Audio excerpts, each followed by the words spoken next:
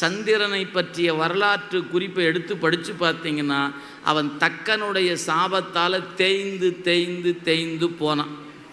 ஏன் சாபம் விட்டான்? அவருடைய வரலாற்று விரிந்து காண்க. நாம் ஏன் அதை சொல்லணும்? போய் பார்த்து கொள்ளுங்க. அவன் சாபத்தால் தேய்ந்துக்கிட்டே வந்தான். 16 கலை சந்திரனுக்கு, அதில் 15 கலை தேய்ந்து விட்டது.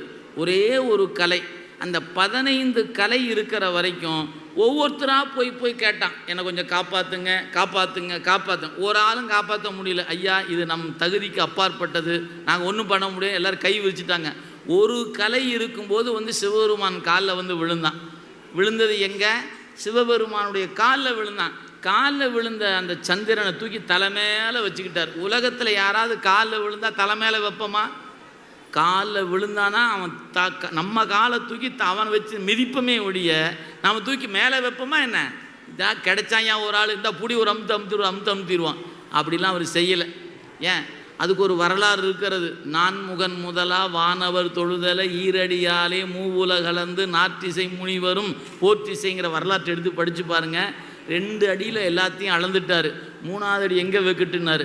அந்த மாபலி சொன்னார், என் தலை மேலே வைங்க. என்ன நடந்தது என்பதை அங்கே காண்க. அதுக்கு மேலே நாம் ஏன் போவானே?